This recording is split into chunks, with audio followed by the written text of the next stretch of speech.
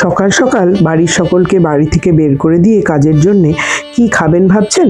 তাহলে আপনার জন্যে এই ভিডিওটা অবশ্যই দরকার। আমি তো বাড়িতে যা থাকে লেফট ওভার তরকারি তাই দিয়ে একটু আটা মেখে নিই। একটু ময়ান দিয়ে ভালো করে ঠেসে মেখে নেওয়ার পর সেটা দিয়ে যদি পরোটা বানিয়ে নেন খুব উপাদেয় হয় এবং তরকারিগুলোও উঠে যায়। সবসময় যে রুটি তরকারি খেতে বা হেলদি ওটস খেতে ভালো লাগে তা না, মাঝে মাঝে নিয়মের বাইরে বেরিয়ে এরকমভাবে পরোটা বানিয়ে খাবেন। আপনার যদি মনে হয় তরকারি দিয়ে খাবেন, নইলে আচার দিয়েও খেতে পারেন। আমার কিন্তু পছন্দ বেশ কড়া পাঞ্জাবি চা। এই জন্যে আমি জলের মধ্যে ভালো একটু চা পাতা, তার সাথে এলাচ চা পাতা যেগুলো সিটিসির তাই, আর আদার সোঁট দিয়ে ভালো করে জলটাকে ফুটিয়ে দিই। তারপর তার মধ্যে দুধ দিয়ে বেশ অনেকক্ষণ ধরে ফুটিয়ে এই চা বানাই। জানি কোনোটাই স্বাস্থ্যকর নয়, তবে আমার ভাল লাগে।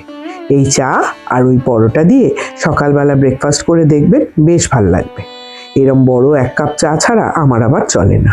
কেমন লাগলো এই ভিডিওটা জানাতে ভুলবেন না, আর ভালো লাগলে অবশ্যই সাবস্ক্রাইব করবেন। ধন্যবাদ।